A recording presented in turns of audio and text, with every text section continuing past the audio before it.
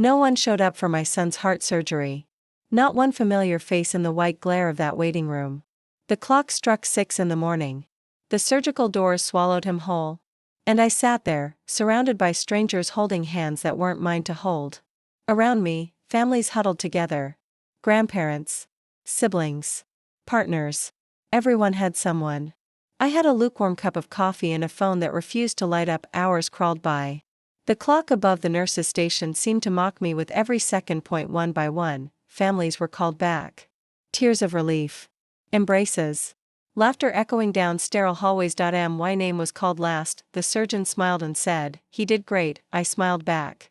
But inside, something cracked. 3 days passed in a fog of recovery. Medication schedules.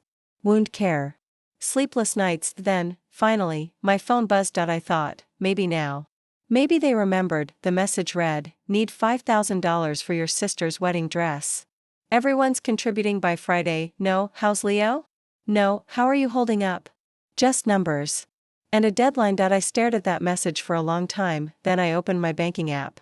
And sent 50 cents. In the memo line, I typed 2 words, "Buy a veil." The next morning, the bank called, and that's when everything in our family cracked wide open. This is the story of how I learned that family isn't a debt you keep paying. It's a choice you make, and sometimes, the bravest thing you can do is stop explaining yourself. Before I tell you what happened next, you need to understand how I got here. My name is Claire. And I grew up learning how to disappear. Quietly. In our house, love had a schedule. And it never ran on my time. I was 8 years old when I brought home my first report card with straight A's. I remember running through the door, waving it like a flag. My mother glanced at it, smiled tightly, and said, "That's nice, honey.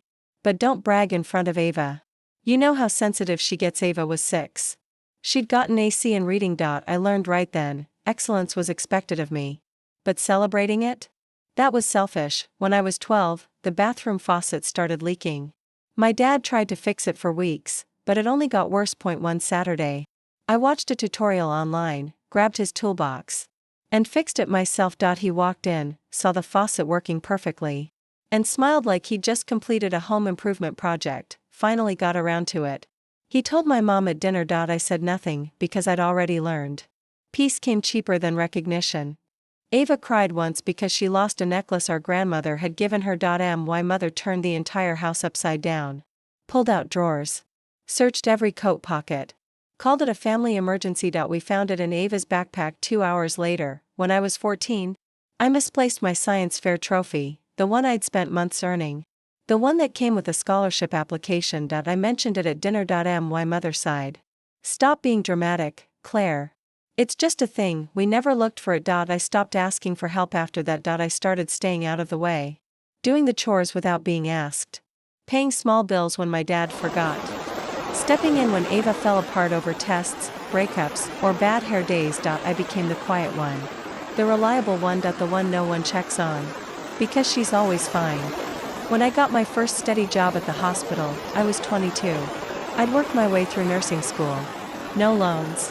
No help. The day I got hired, my mother called, not to congratulate me. To say, "You're so lucky, honey. Steady income, benefits. Maybe you can help Ava get started with her business idea." Ava was still in college. She didn't have a business idea. She had a Pinterest board. I said, "Sure," because that's what I always said is sure. The word became my default. My armor. My surrender. Over the years, helping Ava meant paying her car insurance when she forgot, covering her share of family vacation deposits, lending her money that was never paid back, because family doesn't keep score. My mother would say, but I kept score, quietly. In a notebook I hid in my bedroom drawer. Every dollar. Every broken promise. Every time I was expected to give. And they were expected to take. Then came the conversation that sealed my fate. I was 25. I'd just bought my first small home, a modest 2-bedroom that I'd saved for years to afford. My parents came over one Sunday afternoon. They sat at my kitchen table. Hands folded like they were about to pray. "We've been talking," my mother began. "And we think it would just make things easier if we had access to your savings account." I blinked. "Why?" "In case of emergencies," she said. "You know how unpredictable life can be. Family helps family." "Claire," I hesitated. My father leaned forward. "You're always so organized. We'd never touch a cent unless it was truly necessary. You know that. I looked at them, these people who'd raised me, who'd taught me that love was conditional and performance-based, and I said yes. They left with signed paperwork, calling me their responsible girl. I remember the smell of coffee cooling between us, the sound of the door closing, the silence that followed. That was the moment I realized I'd just handed over more than access to my bank account. I'd handed over permission to treat me like an ATM for the rest of my life. Over the next 8 years, emergencies looked like this: $800 for a dishwasher that broke at their house, $1, $200 for a family vacation to Mexico that I couldn't attend because I was working double shifts, $600 for Ava's bridal shower venue deposit, 2 years before she even got engaged. Every withdrawal came with a text message: "You're a lifesaver, don't know what we'd do without you, we'll pay you back soon." They never did, and I never asked, because asking felt like betraying the unspoken contract. I give, they take, we call it love. Still, I stayed quiet when Ava posted photos on social media with captions like, "So grateful for a mom who always believes in me." I double-tapped the screen when my dad told relatives at family gatherings, "Both our girls are doing great." I nodded and smiled, even though I knew only one of us got saved seats at the table. The last time I saw them before Leo's surgery was at Sunday dinner. Ava arrived late, breathless, holding fabric swatches. "I finally found the dress," she announced, holding up her phone. "It's perfect. Custom designer. Exactly what I've been dreaming of," my mother gasped. "Show me." They huddled around the phone, cooing over lace and beading. I was setting the table. My father looked up. "Claire, you'll contribute to the dress fund, right? Family tradition." It wasn't a question. I opened my mouth to say, "What?" That I'd just scheduled my 8-year-old son's open heart surgery? That the medical bills were piling up even with insurance? That I was terrified he might not wake up? But Ava was already talking about floral arrangements. So I closed my mouth. I passed the mashed potatoes, and I pretended not to notice that no one, not one person at that table, asked how Leo was doing. Not once. That night, after they left, I sat at my kitchen counter. The house was quiet except for the hum of the refrigerator and Leo's soft breathing from the living room couch. He'd fallen asleep watching cartoons, a blanket pulled up to his chin. I spread out the hospital paperwork in front of me: pre-surgery instructions, consent forms, emergency contact sheets. My phone buzzed, another group chat message: "Ava's final dress fitting is next Tuesday. Who can come?" 12 responses. Excited emojis. Heart reactions. I stared at the screen until it dimmed, then I opened the folder on my counter labeled Leo Medical. Inside were copies of his diagnosis, echocardiogram results, the surgeon's notes explaining the severity of his congenital heart defect. I'd sent these documents to the family group chat 6 weeks earlier, with a message: "Leo's surgery is scheduled for November 4th. It's a 6-hour procedure. We'd really appreciate the support." 3 people had reacted with a thumbs up emoji. No one replied. I closed the folder, and I kept checking boxes, filling out forms, organizing medication schedules, because that's what I do. I show up, even when they don't. The night before the surgery, I couldn't sleep. I packed Leo's hospital bag 3 times, rearranging his favorite stuffed dinosaur, his blanket, the handheld game he loved. At 2 a.m., I sat on the edge of his bed and watched him sleep. His chest rose and fell, so small, so fragile. In 12 hours, a surgeon would cut through his sternum, stop his heart, and repair the valve that had been failing since birth. I thought about calling my mother, just to hear her voice, to feel less alone, but I knew what she'd say: "You'll be fine, Claire. You always are." So I didn't call. I just sat there in the dark, holding my son's hand, praying to a God I wasn't sure I believed in anymore. We arrived at the hospital at 5:30 a.m. The sky was still dark, the parking lot nearly empty. Leo held my hand as we walked through the sliding glass doors. "Will it hurt?" he asked. "You won't feel anything, I promised. You'll fall asleep, and when you wake up, it'll all be over." "Will Grandma and Grandpa be there when I wake up?" I swallowed hard. "They'll try their best, sweetheart." It was a lie, but it was the kind of lie you tell to protect a child from the truth, that sometimes, the people who are supposed to love you simply don't show up. In the pre-op room, nurses buzzed around us. They inserted N4, checked his vitals, asked me the same questions over and over. Leo looked so small in that hospital gown. He tried to be brave, but I could see the fear in his eyes. Mom, he whispered, what if I don't wake up? I knelt beside the bed and held his face in my hands. You will, I said firmly. You're strong. You're brave. And I'll be right here waiting for you, he nodded. Then the anesthesiologist came in with a syringe of sedative. Count backward from 10, she said gently. Leo looked at me. 10, 9, 8. His eyes fluttered closed. The nurse wheeled him toward the surgical doors. I followed as far as I could, then the doors swung shut, and he was gone. I sat in that waiting room for 7 hours. Around me, the space filled with families. To my left, a grandmother clutched a rosary, whispering prayers in Spanish. To my right, 3 siblings held hands, their eyes red from crying. Behind me, a husband paced back and forth, his phone pressed to his ear, updating relatives. Everyone had someone. I had a paper cup of coffee that had gone cold an hour ago. I checked my phone every 10 minutes. No missed calls. No messages. At hour 3, I sent a text to the family group chat. Leo's still in surgery. It's going well so far. Just wanted to keep you updated. Read receipts showed that everyone had seen it. No one responded. At hour 5. I called my mother. It rang 4 times, then went to voicemail. I didn't leave a message. At hour 6. A family beside me was called to a consultation room. They came back crying, tears of joy. Their daughter had made it through. They hugged, prayed, thanked God. I looked away. At hour 7. My name was finally called. The surgeon walked toward me, pulling off his surgical cap. He was smiling. He did great, he said. The repair went perfectly.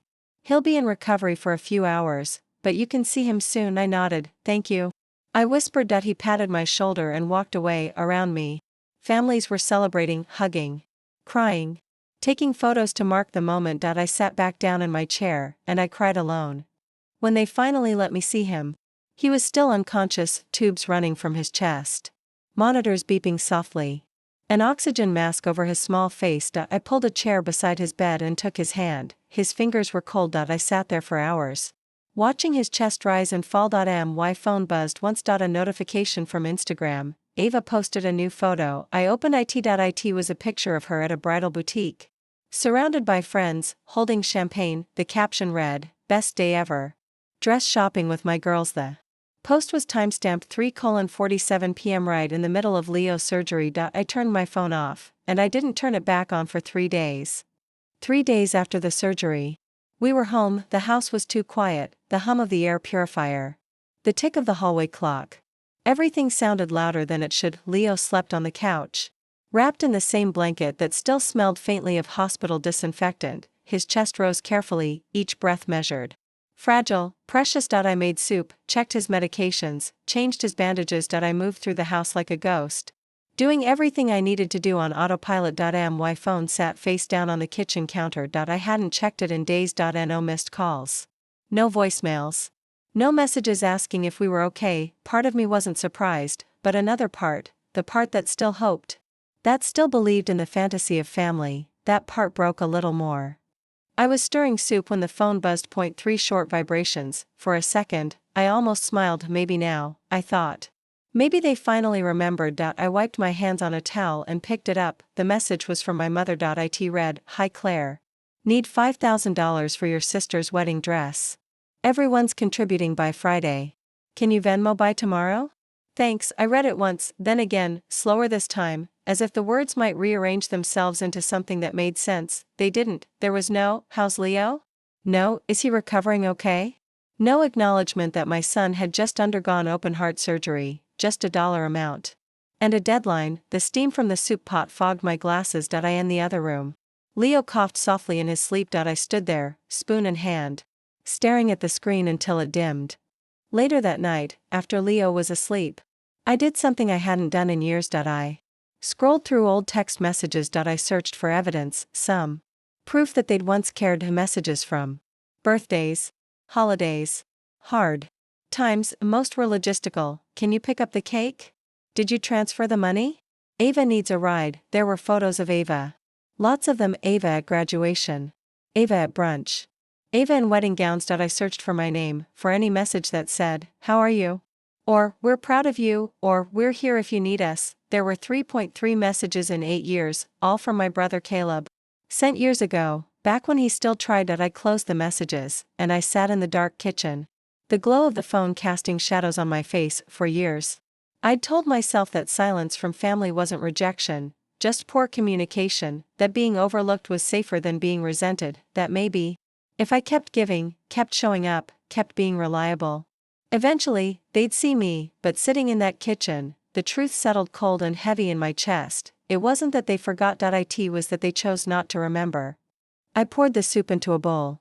Placed it on the counter. Turned off the stove, then I opened my laptop, the banking app loaded.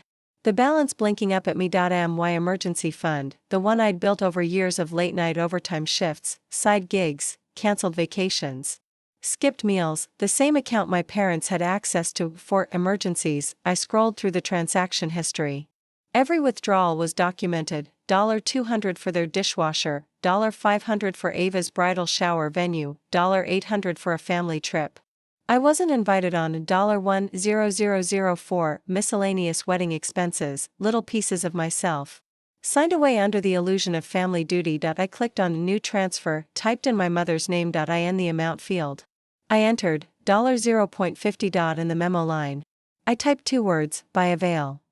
Then I hit send. The confirmation sound was soft, like a tiny bell ringing in an empty church. I exhaled slowly, closed the laptop, and turned off the lights. There was no satisfaction yet, only stillness. The next morning, I woke up before Leo. The house was filled with pale gray light. I made coffee, opened my laptop, and I did something I should have done years ago. I logged into my bank account, went to account management, and I started clicking remove joint access. Click confirm removal for Linda Whitman. Click confirm removal for Gerald Whitman. Click. Each action made a sound, a soft digital chime, like paper being torn cleanly from a binder. Then, change password, enable 2-step verification, update security questions, save confirmation email. The printer hummed as I printed the confirmation page. I folded it carefully and slid it into a manila folder I labeled access removed. A new chapter in my life filed, sealed, done. At 2:10 p.m., the doorbell rang. I knew that knock before I even looked through the peephole. Impatient, loud, familiar. Caleb. I opened the door just enough for the chain lock to catch. He stood on my porch, hands shoved into his jacket pockets, eyes darting anywhere but mine. Mom's upset. He said I replied, she says you first read I said calmly. She was an authorized user. That access has been revoked. He frowned. She said it was family money. It's not. Every single dollar in that account came from me. My paychecks, my overtime, my sacrifices. Claire, come on. She said you promised. I promised to help you. I interrupted. Leo's open heart surgery was an emergency. Where were you? Silence. That's finally not mine. You could have told us how serious it was. I sent medical reports to the NHS 6 weeks ago. I told you to the hospital.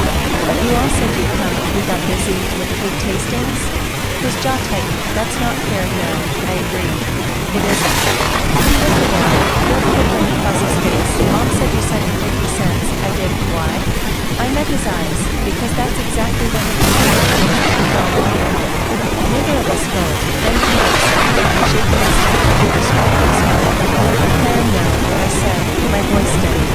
I'm just not funny anymore. He stared at me like I was a stranger, and maybe the version of me he knew, the one who said yes to everything, who absorbed every burden, who disappeared so they could shine. Maybe she didn't exist anymore. He turned and walked away without another word. I closed the door, locked it, and leaned against it.